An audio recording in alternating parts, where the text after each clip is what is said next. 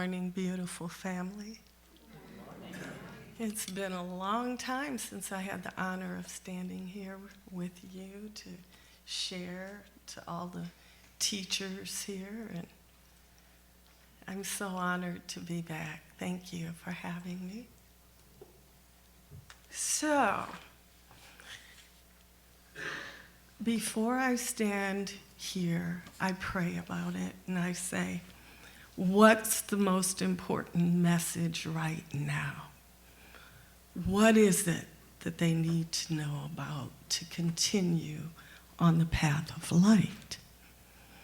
So in November of this past year, at New Wisdom University, where I've had the honor of being faculty and a board member, the Ascended Masters gave a class, and it was a class that everyone wasn't invited to. They had to approve you being in the class. The reason is because it was called The Turning of the Ages, and they wanted to tell us what was coming down the pike. So the first thing they talked about on a cosmic level was the great year and where we are with that. Is anyone familiar with that at all? No? All right. So you've heard that we're going into the Age of Aquarius, right? So this is the 24,000-year cycle where we spend 2,000 years in each sign. It's getting ready to definitely switch over. Now, I've been hearing this all my life. You have been too, right? So you're like, well, get on with it, right?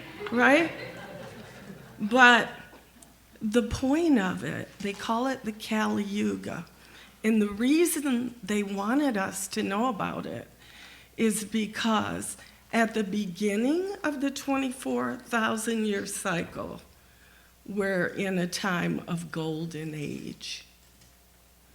At the very end, we're the opposite of golden age, which is materialism, the total opposite of the spirit, material.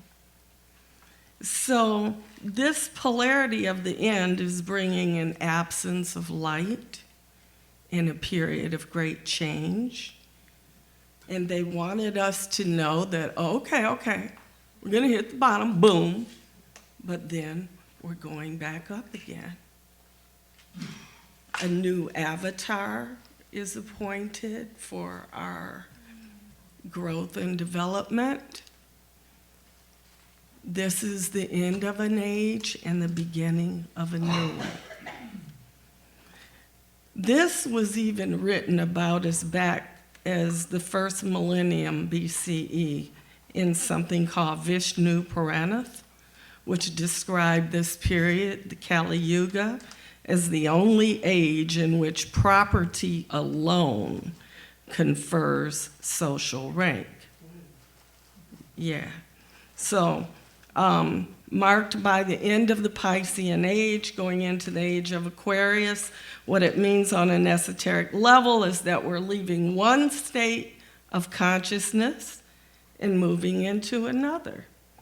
That's the bright side of it. On a planetary level, they discuss this too. Who's heard of Greg Braden?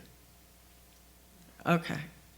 So, they talked about his work on the Earth losing its gravitational pull or switching gravitational pulls. Nothing, this will sound stupid, but too earth-shattering, but in some ways it is, because when the electromagnetic frequency goes lower and lower, they did a scientific experiment, and what happens is people get depressed, despondent, angry, and they start losing it. Now, they wanted us to know this because they want us to take responsibility for holding the light, because that's what we're here to do. But this was a big part of that course that they taught. So I debated, should I tell you guys this or not? But if they thought it was important enough for us, I thought, okay, I'm bringing you the latest from the spiritual hierarchy in terms of what's going on, because we're seeing earth changes that are related to that. But most of all, mood changes. So I don't know about you guys, but I've been a trip, okay? So, like, I'm driving to work, and I'm doing my violet flame prayers, which I'm going to share with you guys today. That's going to be fun. But I'm doing the prayers, and somebody does something goofy, and I just, you idiot, da-da-da-da-da-da-da-da, and I go back into the prayers, and then I stop, and I said, do you see what you just did? Are you serious about yourself? So I was like, okay. So I need to remain in the heart when I'm doing my prayers, but it's really hard to drive and remain in the heart at the same time, so I don't know, I gotta work on that one. But I don't know if you're finding yourselves doing things that might be a little bit unusual, or you fly off the handle when you normally don't fly off the handle. So anyway, I wanted to explain to you that there are things going on that affect exactly where we are on an emotional level. In fact, what they said is the absence of the electromagnetic frequency reduces the buffer with the emotions. So we're no longer protected from ourselves, is exactly what the Ascended Master said. So we've got to consciously get up and do it. The good news, though, is that where there's an ending, there's a new beginning, right? Now, on a personal level, we're moving from one set of lessons to another set of lessons. Ultimately, we're moving into new opportunities of new awarenesses, so that's exciting. What's the key? The heart. Ascended Master Kuthumi says it's the flame within your heart that you must keep lit. This will hold the space in the self, in the world, and in the universe. So all that you are helps to make up all that is. The light in your heart is paramount to open the door of understanding, to feel what is needed now, and to add positively to life is to fulfill your reason for living. So we must begin in our hearts. As we experience the preview of spring, let all that we do be done in love. The prelude of spring reaches out to say, renewal is coming. It says the sun will shine again. This reminder of the continuous love of the source is showing us the way. It says, from my compassion, out of the darkness comes the light. Out of the lifeless comes new life. Out of the cold comes warmth. Compassion. Compassion gives us another chance. Daily, we're challenged on many different levels. We may find ourselves surprised, like me, about how we feel about certain situations. We may even be shocked at how we react. To bring the very best back to ourselves and back to our world, we've got to choose to live from the heart. Seeing the compassion mirrored back to us on a daily basis of even what nature shows to us reminds us of how much we're loved.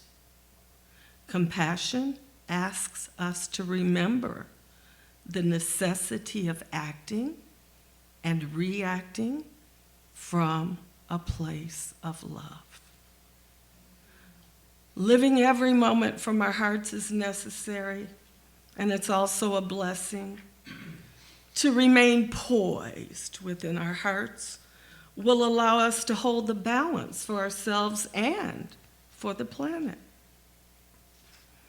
Then it becomes our business to share our love with the world. Confucius said, "Wheresoever you go, go with all your heart."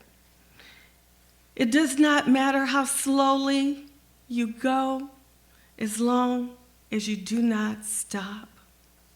Our greatest glory is not in never falling, but in rising every time we fall. The ancient Chinese book of divination that I've mentioned before, the I Ching, also reminds us that perseverance furthers. Sometimes I get tired of that lesson, but it's true. Keep going, right? All life is consciousness. The Ascended Master Kuthumi teaches there is nothing in this world but consciousness. Your consciousness is where you are. So, looking at the mirror of self through where we are in life will provide a gauge for where we want to be. Actively choosing to see the bright side of any situation will draw more positive results. But it's necessary for us to also remember to be kind to ourselves. That's a biggie. The little things mean so very much. Begin to show yourself how special you are. Do special things for yourself daily. Say consciously, I will be kind to myself. I am loved and I love me too. Then, when you're used to that, change it and say, I am kind to myself. I am loved and I love me too. Woo-hoo! Then you'll pass that kindness to others through the peace of your beautiful, precious hearts. We're not defined by our challenges. The mystery school teaches that the purpose for difficulties in our lives is to teach us that we can handle anything. Sometimes that one's a pain in the butt. But that's what the lessons are about. We can handle anything. Taking this to a point of mastery where we can still be kind and love everyone will result in peace in our hearts. From the Master Kuthumi. Rumi tells us, be kind to yourself, dear, to our innocent follies. Forget any sounds or touch you knew that did not help you dance. You will come to see that all evolves us. We're on a journey, all of us, back to our God self, our resonance with the oneness of the source. Love provides the wings. Whee! Compassion is the vehicle. Kindness is the fuel. Forgiveness is the key. We have to give ourselves permission to forgive ourselves. We have to say thank you to the karma that comes to us for those lessons. I can't tell you how many times I've said, as a teacher and a knower of this, and I say, I got to say thank you to that? What? But then you have to go back within, come to balance and say, okay, this is my lesson. This is where I am now. I have to turn this back into light and love. I have to keep going. I made a commitment here, and everyone in this room made a commitment. All of us made a commitment to hold the light, to be love, to hold the balance on this planet, especially during this time. So what I shared with you, what the Master shared with us, they're reminding us of what we already knew before we came into this lifetime. This is what we're here to do. And we have to give ourselves permission to do it. As we embrace our blessings of love and kindness, we make ourselves resonate at a higher frequency, and we make the world a better place. Rumi says, your acts of kindness are iridescent wings of divine love, which linger and continue to uplift others long after you're sharing. And Paramahansa, he says, all right, you guys know who Yogananda is? Paramahansa Yogananda. He says, kindness is the light that dissolves all walls between souls, families, and nations. Persistence guarantees the results are inevitable. So, perseverance furthers, we must persist. We must keep going. So every time the programming nudges us to feel less than our stellar selves, less than our perfect selves, less than who we are, you say, God created forgiveness for me. I see it all around. I see the spring, forgiving winter, its coldness, as it snuggles beside winter, providing warmth. I see compassion. Therefore, I am forgiving and compassionate with myself. This is necessary, especially if you're driving, doing your prayers. And you break off into this whole other thing. There are 7 principles that they talk about, the masters say we must master ourselves.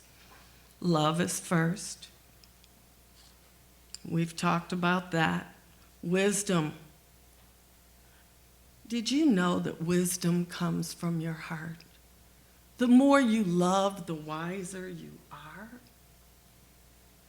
So to live in the heart is to stand back calmly and to see. It allows you to see. Your heart never lies. Your feelings don't lie. Power is the next one. So we've got love, wisdom, and power. Power is an interesting one. There's many places we can go with that. But I've been studying Greek history lately, and this one really jumped out at me. The Parthenon. It gives us a visual example of what endures. It appears to have straight, rigid lines, but actually, every surface was built to lean and curve. It's endured thousands of years and earthquakes. To lean and curve is to adapt. It's a form of humility, a physical form of humility. Power is humility. So there's a scholar at Harvard.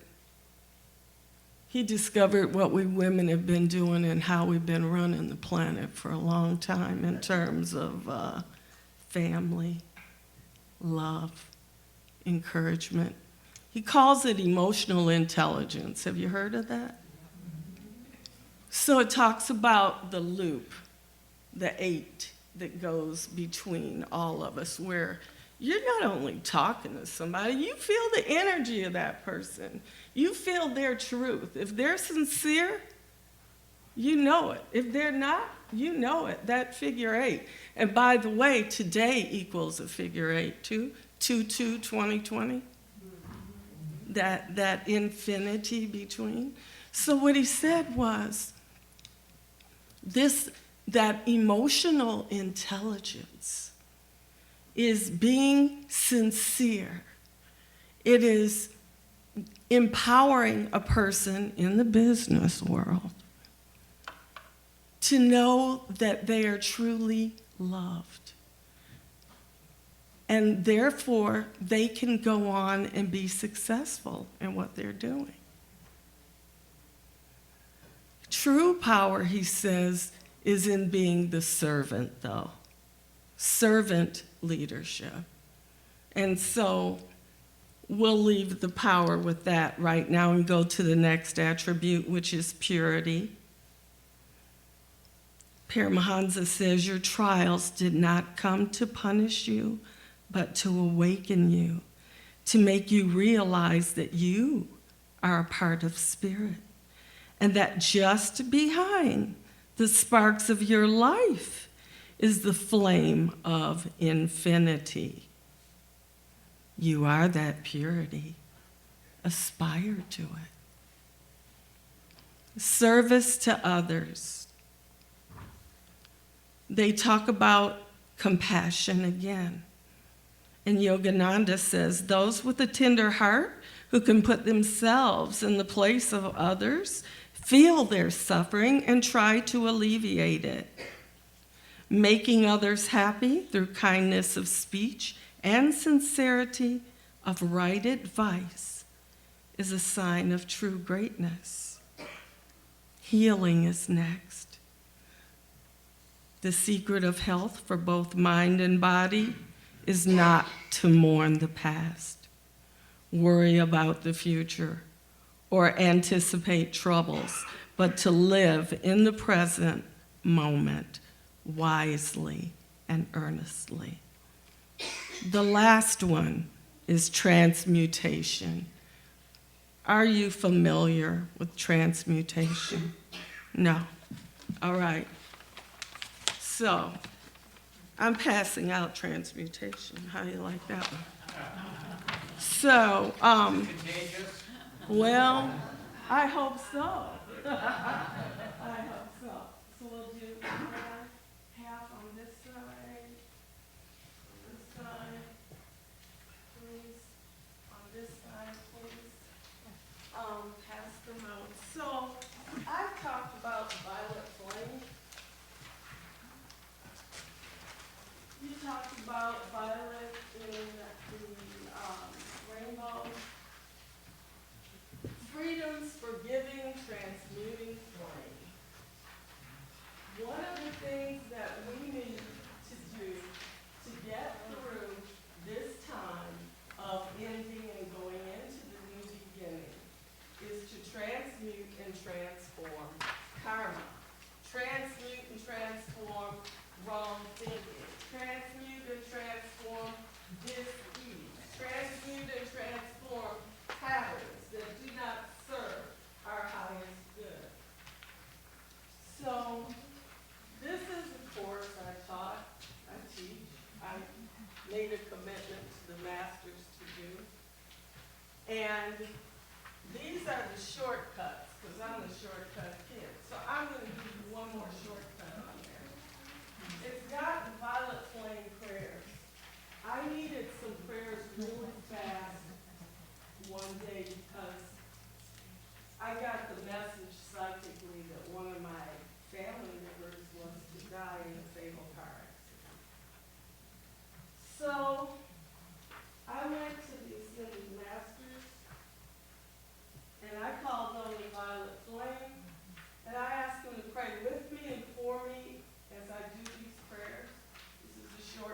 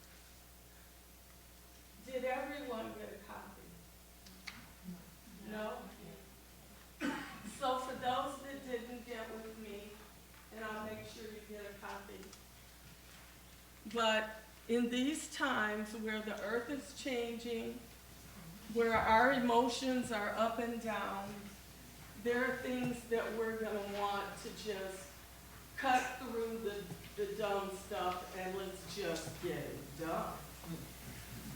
And that's what this does. So this is a lesson that I think all the churches need to be teaching and helping people to transmute and transform that which no longer serves their highest good. There are other little shortcuts that I'll just mention and then I'm going to end. I sit at my desk at work at the University of Michigan, and I pulled up some mantras.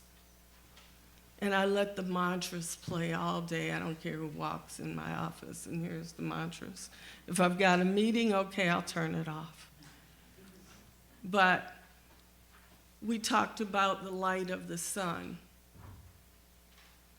Light enters your body through your eyes. All you have to do is say, I am that light entering my body through my eyes now. I am this.